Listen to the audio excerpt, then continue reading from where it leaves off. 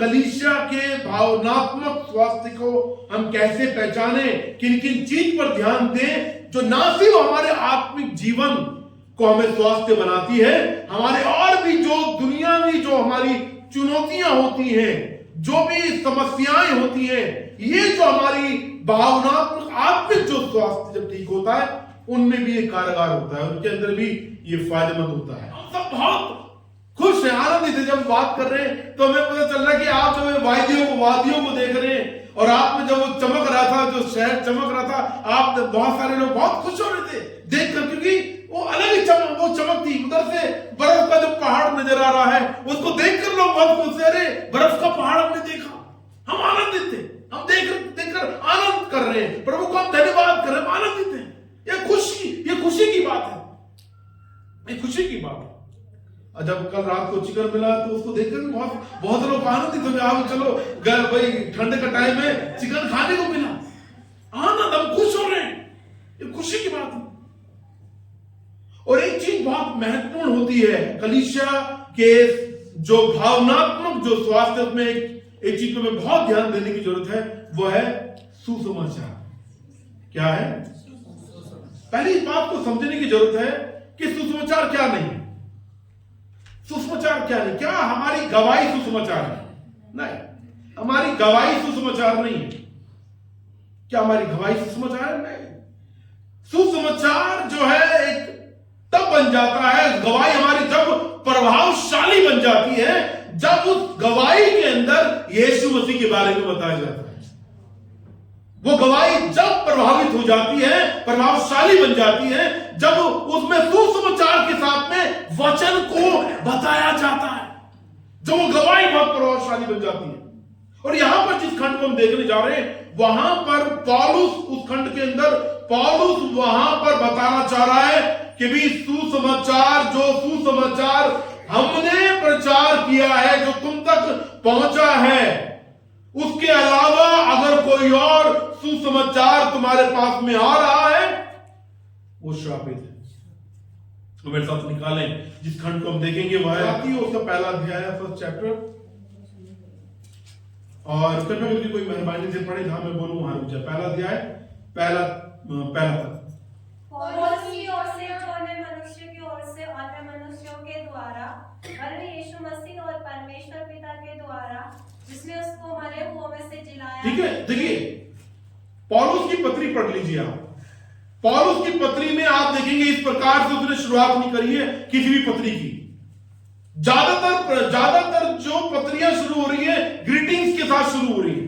Greetings इसमें बाद में आएंगे, अभिवादन जो है बाद में आया है, और पहले यहां पर कुछ और चीज से शुरू कर रहा है। ये के भी पौलुस की ओर से, जो ना मनुष्य की ओर से और ना मनुष्य के द्वारा, वरन प्रभु यीशु मसीह की ओर से, पिता परमेश्वर के द्वारा, जिसने उसको मरे हुए में से जिलाया, ऐसे करके शुरू कर रहा है। कारण क्या ऐसे शुरू करने का? जो गलातियों की जो पत्री जिसको लिखी गई है पवित्र आत्मा की अगुवाई में, वो ज्यादातर मेजॉरिटी वो यहूदी लोग हैं। अरे जो यहूदी लोग हैं, ये जो यीशु मसीह के जो चेले हैं, उनके द्वारा जो सुसमाचार प्रचार किया जा रहा है, उसको वो तिरस्कार कर रहे हैं, उसको वो ग्रहण करने से कलीसिया के अंदर जाकर मना कर रहे हैं। बोले जो प्रचार पौलुस कर रहा है, जो प्रचार जो यीशु के चेले कर रहे हैं, वो सुसमाचार गलत है, वो सुसमाचार पूरा नहीं है, उसका विश्वास मत करो, ऐसे करके प्रचार कर रहे हैं। वो बोल रहे हैं कि भाई वो उद्धार नहीं दे सकता है। रीति रिवाजों को मानना पड़ेगा, खतने को मानना पड़ेगा, पुराने नियम में दी गई शिक्षाओं को मानना पड़ेगा, तब जाकर उद्धार होगा, तब जाकर उद्धार होगा। ये जो लोग हैं, ये इनको बोला जाता था जुडाइज्म, मतलब यहूदीवादी लोग। ये यहूदीवादी लोग थे जो कलीसियाओं में, अच्छी कलीसियाओं में जाकर गलत प्रचार कर रहे थे, और जो वचन में स्ट्रांग थे, जिनके अंदर वचन बैठा हुआ था, उनको मूर्ख नहीं बना रहे थे, वो उनको फंसा नहीं पा रहे थे। लेकिन जिनको वचन का ज्ञान नहीं था, जो सुसमाचार को अच्छे से जाने नहीं थे, जो वचन को लेकर गंभीर नहीं थे, वो इनके प्रभाव के अंदर आ रहे थे। वो बोले थे, अरे हाँ ये बात भी होनी चाहिए, ये बात तो भाई हम पूर्वजों से सुनते हुए आ रहे, खतना होना चाहिए और भी आज्ञाओं को मानना चाहिए। और इसी बात को लेकर यहां पर पौलुस की अथॉरिटी को लेकर, पौलुस के अधिकार को लेकर, चेलों के अधिकार को लेकर वहां पर सवाल उठा रहे हैं। और यहां पर पौलुस इसीलिए यहां पर शुरू कर रहे हैं, शुरुआत में यहां पर कठोरता से यहां पर भाई अपनी अथॉरिटी को दिखाते हुए कि इसकी अथॉरिटी आई कहां से, उसका अधिकार आया कहां से, उसको शुरू करते हैं। बोलते हैं पौलुस की और से जो ना मनुष्य की ओर से किसी ने आकर मुझे सुसमाचार नहीं बताया है। यहां बता रहा है कोई मेरे पास में आया नहीं है सुसमाचार को लेकर, कोई मनुष्य इसका क्रेडिट नहीं ले सकता कि मेरे को सुसमाचार बताने वाला भाई उसको पौलुस को सुसमाचार बताने वाला जो इधर उधर प्रचार कर रहा है वो मैं कोई क्रेडिट नहीं ले सकता कोई भी। यहां इसलिए बोला जो ना मनुष्य की ओर से, मनुष्य के द्वारा मैं जो चुना गया है, मैं जो सेवकाई में आया हूं। जैसे हम क्या करते हैं, हम बाद में इसको ये सीखा है, लेकिन यहां बोल रहे कि भाई क्या कहते हैं, भाई किसी मनुष्य के द्वारा मैं नहीं आया, वरन यीशु मसीह और परमेश्वर पिता की ओर से जिसने उसको मरे हुए से जिला है। यहां बोलना चाह रहा मेरे को जो चुनने वाला है, प्रभु ने डायरेक्ट चुना है, प्रभु ने दर्शन देकर चुना है। प्रेरितों की पुस्तक में जब हम पढ़ते हैं कहां जा रहा था, ये सन की हो गया था, पौलुस सन की हो गया, सनक चढ़ गई थी, धुन लग गई थी। और धुन किस चीज की थी? कलीसियाओं को तबाह करने की। धुन किस चीज की थी? मसीह लोगों को मारने की। ये ना स्त्रियों को देखता था, ना बच्चों को देखता था, ना बुजुर्गों को देखता था। ये बाल घसीट कर, घोड़ों के पीछे पैर को बंधवा कर ये लोगों को खींच खींच कर लेकर जाता था। वो देखता नहीं था और उसमें वो बहुत आनंदित होता था। और जो उसको पढ़ेंगे वो अधिकार लेने के लिए, उस पत्र को लेने के लिए वो लेकर आ रहा था ताकि ऑफिशियल उसको लेटर मिल जाए, ताकि कलीसिया को सताने में कोई भी अड़चन ना आए। और हम जानते हैं वहां पर जब वो गया है तो प्रभु ने इसको दर्शन दिया और प्रभु ने दर्शन देके इसको चुन लिया। किसको चुन लिया? पौलुस यहां पर यही बता रहा है कि मेरे को चुनने वाला कौन है? मेरे को चुनने वाला और कोई नहीं है, मेरे को सीधा परमेश्वर ने चुना था। और सब जानते थे पौलुस के बारे में, पौलुस था कैसा, अब कैसा हो गया ये बात को भी जानते थे, सब जानते थे। इस चीज को उसने क्लेरिफाई किया कि मेरी जो अथॉरिटी जो आती है किसी मनुष्य की ओर से नहीं आती है, मेरी जो अथॉरिटी आती है, मेरा जो अधिकार आता है परमेश्वर की ओर से आता है, जो जिसको पिता परमेश्वर ने मरकर क्या कराया है? जिला दिया है। आगे देखिए क्या लिखा है। और सारे भाइयों की ओर से जो मेरे साथ है गलातिया की कलीसियाओं के नाम। ठीक है, तो ये अब अगर आप उसको पढ़ेंगे ना, मैं चाहूंगा कि मैं आपको इंकरेज करूंगा, उत्साहित करूंगा, प्रेरितों की पुस्तक पढ़ें। आप देखेंगे यीशु मसीह की जो चेले हैं ना, एक कलीसिया से दूसरी कलीसिया, एक जगह से दूसरी जगह जा रहे हैं, उनको तंग करने वाला कौन है पता है? ये यहूदीवादी लोग। ये यहूदीवादी लोग ये यीशु मसीह के चेलों को तंग कर रहे हैं, ये यहूदीवादी लोग पौलुस को तंग कर रहे हैं, जहां जाकर को पिटवा रहे, पिट भी गए, जेल में डाल दिया है। और यहां बोला कि ये जो भाई क्या कहते हैं, ये जो बात है सारे भाइयों की ओर से जो मेरे साथ में हैं, जो सुसमाचार सुनाने में मेरे साथ में खड़े हैं, उनकी तरफ से गलातियों की कलीसिया के नाम। अब यहां पे गिनती आती है 3 से लेकर कोई 5 तक पढ़े। परमेश्वर पिता और हमारे प्रभु यीशु मसीह की ओर से तुम्हें अनुग्रह और शांति मिलती रहे। उसी ने अपने आप को हमारे पापों के लिए दे दिया ताकि हमारे परमेश्वर पिता की इच्छा के अनुसार हमें इस वर्तमान पूरे संसार से छुड़ाए। उसकी स्तुति और बढ़ाई युगानुयुग होती रहे, आमीन। देखो यहाँ पर एकदम सटीक है जो ग्रीटिंग्स है, इसके अंदर कोई इधर उधर की बातें नहीं, उसके अंदर जो बोलना चाह रहा है, ग्रीटिंग्स के अंदर जो बताना चाह रहा है, क्या बताना चाह रहा है कि पिता परमेश्वर की ओर से, हमारे प्रभु यीशु मसीह की ओर से तुम्हें अनुग्रह और शांति मिलती रहे। ये एक आम ग्रीटिंग है जो भी उस समय में पत्र लिखा जाता था, इस प्रकार से मसीह लोग पत्र लिखते थे, तुम्हें अनुग्रह और शांति मिलती रहे। उसने अपने आप को हमारे पापों के लिए दे दिया ताकि हमारे प्रभु यीशु, हमारे परमेश्वर और पिता की इच्छा के अनुसार हमें इस वर्तमान पूरे संसार से छुड़ाए, उसकी स्तुति और बड़ाई युगानुयुग होती रहे, आमीन। सुसमाचार उसने बता दिया, कोई नहीं बताया। यहां पर सोचो उसके अंदर ये नहीं बोला गया है कि भी जो यहूदीवादी लोग जो बोल रहे हैं उसके अंदर हाँ भाई खतना भी करते रहो, इस रीति को मानते रहो, उस रीति को मानते रहो, उसके द्वारा आपकी स्तुति भाई उसकी स्तुति बढ़ाई होती रह रही। अब आता है मुख्य बात पर जिसको लेकर ये यहां से शुरू करना चाह रहा है। छठे पद में देखिए यहाँ पे क्या लिखा है। मुझे आश्चर्य होता है। क्या बोला? मुझे क्या हो रहा है? आश्चर्य होता है। जैसे भाई कल रात को लोग चिकन देख के आश्चर्य हो गए थे, चिकन हमने सोचा पता नहीं चिकन मिले या नहीं मिले, आश्चर्य हो। कुछ चीजें ऐसी होती है जो हमारी हमें नहीं लगता कि भी क्या कहते हैं हमें एकदम मिल जाती है। जैसे मैंने सिर्फ मेरी और नैना की बात हो रही थी कि भी नैना आएगी, मैंने निशा को नहीं बताया था कि भी नैना भी आ रही है। तो जैसे निशा क्या होगी एकदम से देखकर आश्चर्य हो गई। और यहाँ पे पौलुस इसी प्रकार से बोल रहा है कि मुझे आश्चर्य होता है। कई बातों को लेकर हम भी आश्चर्य हो जाते हैं। यहाँ बोल रहा है कि मुझे आश्चर्य होता है। किस चीज को लेकर आश्चर्य हो रहा है उसे? हाँ, जिसने तुम्हें मसीह के अनुग्रह में बुलाया है, उससे तुम इतनी जल्दी फिर कर और ही प्रकार के सुसमाचार की ओर झुकने लगे। ठीक है, तो यहां बता रहे कि उसे जो आश्चर्य हो रहा है, आश्चर्य इस बात का हो रहा है कि उसकी जिसने तुम्हें मसीह के अनुग्रह में बुलाया है, उससे तुम इतनी जल्दी फिर कर और ही प्रकार के सुसमाचार की ओर झुकने लगे। प्रभु ने बुला लिया, प्रभु ने अनुग्रह कर दिया, लेकिन ये यहूदीवादी लोग आए इनके बीच में, जिन जिनको वो अपनी तरफ कर सकते थे, जिन जिनको गलत प्रचार करके, जिन जिनको मिलावट भरा सुसमाचार प्रचार करके उनको अपनी ओर कर सकते थे, उनको कर लिया। और वो किन की तरफ चले गए? सही को छोड़कर गलत की तरफ हो गए। सही की छोड़कर गलत की तरफ हो गए। हम में से सबके पास में ये है, क्या कहते हैं, ये प्रिंट आउट है। हर एक जो प्रिंटिंग हो, जो प्रिंट आउट करते हैं, उसका कोई ना कोई ओरिजिनल कॉपी होती नहीं होती, और बाकी उससे प्रिंट आउट निकलता है। और जो ओरिजिनल है वो ओरिजिनल है, उसको वो कभी भी प्रिंट आउट हो ही नहीं सकता, वो ओरिजिनल है। लेकिन जो प्रिंट आउट है वो प्रिंट आउट ही रहेगा, वो कभी ओरिजिनल हो नहीं सकता है। समझने की कोशिश करें। हमारा ओरिजिनल, हमारा जो रियल जो है वह है ये सुसमाचार जिसको हम पकड़े हुए हैं। और यहां पर प्रिंट आउट बहुत सारे घूम रहे हैं। यीशु मसीह की टांग से बहुत सारे प्रिंट आउट घूम रहे हैं। और प्रिंट आउट जो घूम रहे हैं, झूठी शिक्षा को लेकर, जो सुसमाचार को लेकर घूम रहे हैं, वो घर घर आ रहे हैं, घर के दरवाजे को खटखटा रहे हैं। हमें 2 मिनट दीजिए प्लीज, हमें 5 मिनट दीजिए प्लीज।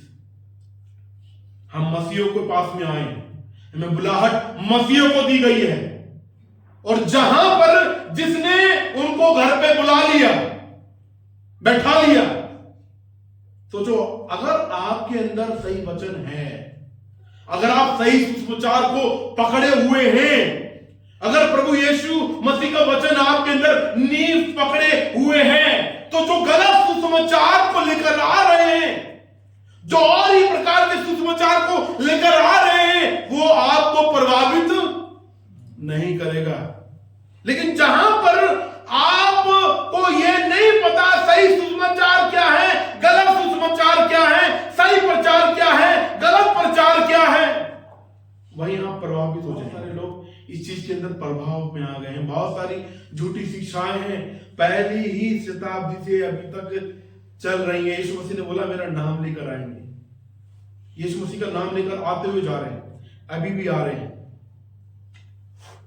यहोवा विटनेस वाले आ रहे हैं, ओनली जीसस वाले आ रहे हैं, ओनली होली स्पिरिट वाले आ रहे हैं, फादर वाले आ रहे हैं, माता मरियम वाले आ रहे हैं, है ना, मरियम मगदलीनी वाले आ रहे हैं।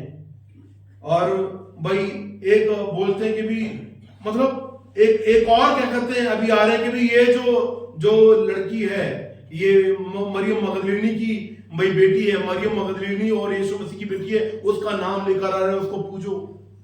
ऐसे कर करके बहुत सारे आ रहे हैं। कैसे पहचाने कि ये सही सुसमाचार है या सही सुसमाचार नहीं है? हम सबके पास में स्मार्टफोन है, हम सब स्मार्टफोन को देखते हैं, यूट्यूब पर हम समय बिताते हैं, फेसबुक पर हम समय बिताते हैं, हम भाई इंस्टाग्राम पे समय बिताते हैं, सारी सोशल मीडिया के हमारे आईडी बने पड़े हैं। बहुत सारे प्रचार हैं वहां, बहुत सारे प्रचार हैं। मैं सवाल पूछना चाहूंगा, आप अपने आप से सवाल पूछें, कौन कौन से वीडियोस को आप देख रहे हैं, कौन कौन से प्रचारकों को आप सुन रहे हैं? क्या आप इसको पहचान पाते हैं कि ये सही सुसमाचार है, सुसमाचार बाइबल आधारित प्रचार है या नहीं? बहुत सारा बाइबल को लेकर बैठे हुए हैं, गंद मतलब एकदम गंदगी, एकदम गार्बेज, कूड़ा फैला पड़ा है यूट्यूब के अंदर, सोशल मीडिया के अंदर। और यहां पर बोल रहा है, यहां पर यीशु मसीह बोला, मुझे आश्चर्य होता है। पौलुस बोल रहा है यहां पर पौलुस बोल रहा है पवित्र आत्मा की अगुवाई में, मुझे आश्चर्य होता है कि जिसने तुम्हें मसीह के अनुग्रह में बुलाया है, वो बुलाकर यीशु मसीह क्या चाहता है? वचन में जड़ पकड़े, वचन में बढ़ते रहे, वचन को पढ़ते रहे, वचन की शिक्षा को लेते रहे।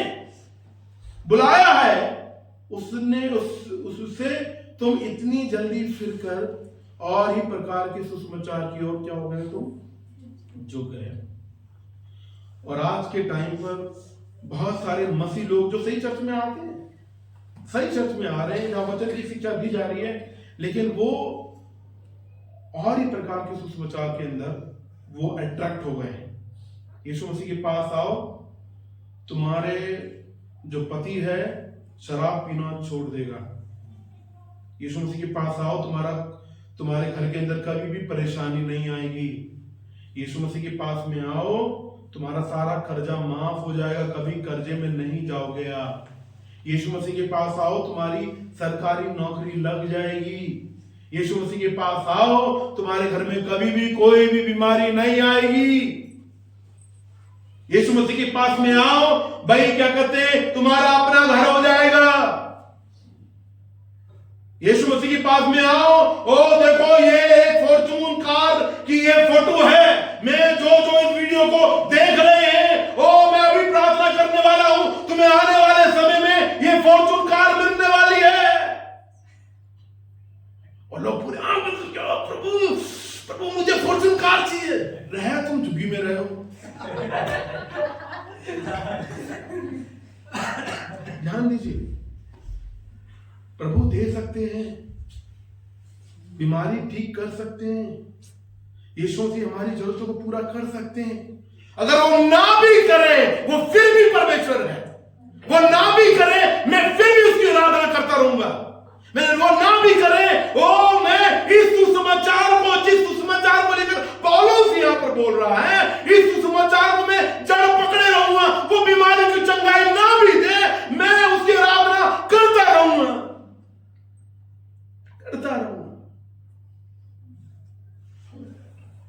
कौन सा सुसमाचार को हम पकड़े हुए हैं? कौन सा सुसमाचार है जो हमको उसकी ओर अट्रैक्ट करता है, उसकी ओर हमें खींचता है? और देखो आगे क्या बोलता है, परंतु वह दूसरा सुसमाचार है ही नहीं। क्या बोला? वो डुप्लीकेट, वो प्रिंट आउट है ही नहीं, वो मेरी तरफ से है ही नहीं। उस पर ध्यान मत दो, उस प्रिंट आउट की तरफ ध्यान मत दो। वो जो सुसमाचार ने तुम्हें पकड़े हुए हैं, वो जो ओरिजिनल है, उसको पकड़े रहो। प्रिंट आउट है ही नहीं, वो जो फोटोकॉपी है वो है ही नहीं। हाँ आगे। बात यह है कि कितने ऐसे हैं जो तुम्हें घबरा देते और मसीह के सुसमाचार को बिगाड़ना चाहते हैं। हाँ। परंतु यदि हम या स्वर्ग से कोई दूत भी उस सुसमाचार को छोड़ जो हमने तुमको सुनाया है, कोई और सुसमाचार तुम्हें सुनाए तो शापित हो। जैसा हम पहले कह चुके हैं, वैसे ही मैं अब फिर कहता हूँ कि उस सुसमाचार को छोड़ जिसे तुमने ग्रहण किया है, यदि कोई और सुसमाचार सुनाता है तो शापित हो। ठीक है, परंतु वह दूसरा सुसमाचार है ही नहीं। पर बात यह है कि कितने ऐसे हैं जो तुम्हें घबरा देते हैं, मसीह के सुसमाचार को बिगाड़ना चाहते हैं। परंतु यदि हम, यहां देखो अपने आप को भी इंक्लूड कर रहे हैं, यदि हम या स्वर्ग से कोई भी दूत भी उस सुसमाचार को छोड़ जो हमने तुमको सुनाया है, कोई और सुसमाचार तुम्हें सुनाए तो तुम वो क्या है, श्रापित है। ठीक है, अंतिम में बोल रहा है वो क्या है, श्रापित है। मतलब श्राप को लेकर ध्यान दीजिए। देखिए झूठी शिक्षा है इस दुनिया के अंदर। कोई भी धर्म की गोली को आप ले लें, किसी भी धर्म की गोली को ले लें, उसके अंदर फोटोकॉपी है ही नहीं। उनके अनुसार सारा ओरिजिनल है, वो सबको ग्रहण कर लेते। लेकिन कौन है, आप देखेंगे पूरे दुनिया के अंदर लगा लो, कौन है जो इस चीज को पहचानने के लिए बोलता है कि आप प्रिंट आउट को पहचाने और ओरिजिनल को पहचाने।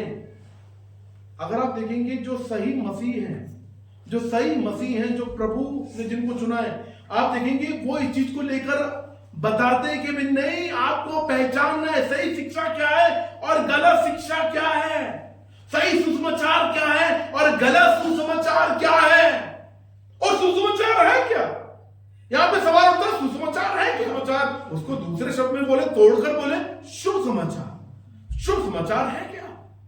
अभी दिवाली आई थी, जिनको बोनस मिला उनके लिए अच्छी खबर ये दिया, भैया बोनस मिला है ना, अच्छे बर्तन मिल गए है ना, तो भाई क्या कहते हैं, इतना % हमारी सैलरी बढ़ गई, वो सुसमाचार उनके लिए वो शुभ समाचार था।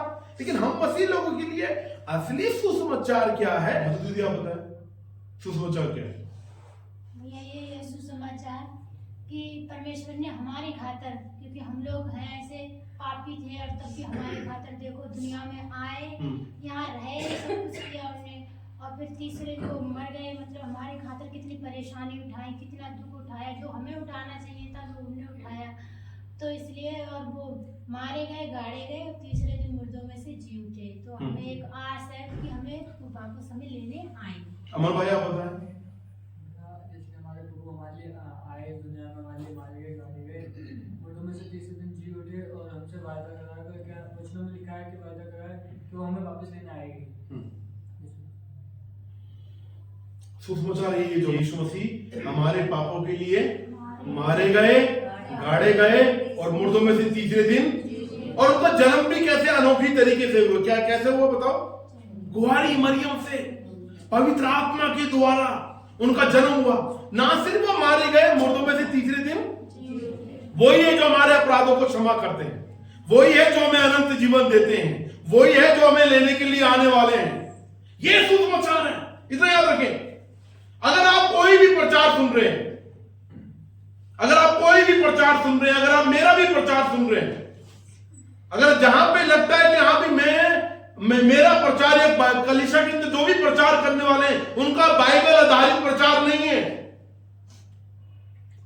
आप बोल सकते हैं, आप बात कर सकते हैं, भैया यहां पर ये बात है, समझ में नहीं आ रहा, बात कर सकते हैं। इसमें एक बात और, अगर कोई भी प्रचार आप सुन रहे हैं, चाहे यूट्यूब पे सुन रहे हैं, चाहे किसी भी उसमें सुन रहे हैं, चाहे वो हमारा सुन रहे हैं, अगर कोई भी प्रचार सुसमाचार आधारित प्रचार नहीं है, सुसमाचार आधारित प्रचार नहीं है, कोई भी जो खंड है कहीं से भी प्रचार सुन रहे हैं, अगर कोई भी प्रचार सुसमाचार आधारित प्रचार नहीं है, वो प्रचार नहीं है।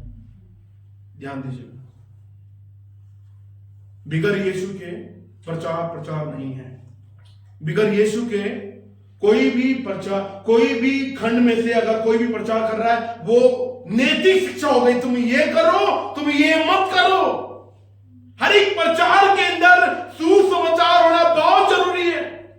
और यहां पर पौलुस यहां पर यही बोल रहा है कि यदि जो दूसरा जो सुसमाचार, अगर कोई स्वर्गदूत भी आए या हम भी आए, कोई व्यक्ति भी आए, उस पर विश्वास मत करो, क्योंकि अगर कोई कर रहा है वो श्रापित है, कोई और सुसमाचार है ही नहीं। 10 में देखो क्या लिखा है, अब मैं क्या मनुष्य को मनाता हूँ क्या पौलुस क्या बोल रहा है पवित्र आत्मा की अगुवाई में, कि अब मैं क्या मनुष्य को मनाता हूं या परमेश्वर को। तो मतलब यहां बोलना चाह रहा है, मैं किसकी सुनूं, मैं किसकी सुनूं, मैं परमेश्वर की सुनूं या मनुष्य की सुनूं। हाँ फिर आगे, क्या मैं मनुष्य को प्रसन्न करना चाहता हूँ, क्या मैं मनुष्य को प्रसन्न करना चाहता हूं, क्या हमें किसको प्रसन्न करना है, किसको करना प्रसन्न, मनुष्य को प्रसन्न करना है।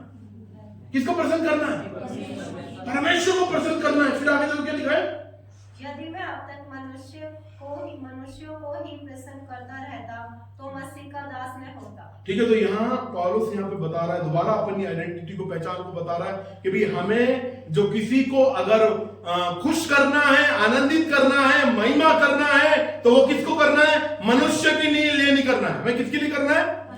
परमेश्वर के लिए करना है। क्योंकि देखिए, पुराने नियम का जो सुसमाचार है वो क्या है? यीशु मसीह आने वाला है।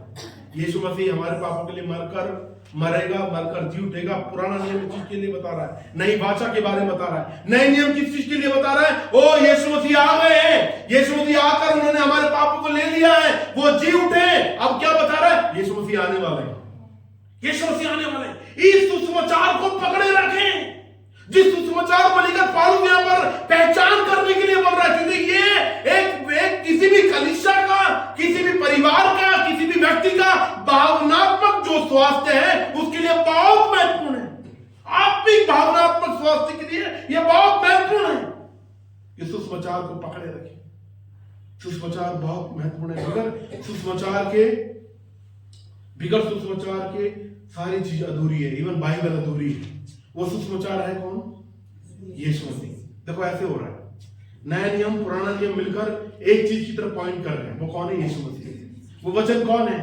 यीशु मसीह। और हमारे यहाँ की इस कैंप में आने का मकसद क्या है? कि ये जो केंद्र है, ये जो सुसमाचार है, इसकी हम महिमा करें, इसकी हम स्तुति करें, इसकी हम बड़ाई करें। इसके द्वारा भाई ये हमारे जीवन का, हमारे परिवार का, हमारी कलीसिया का एक केंद्र बना रहे।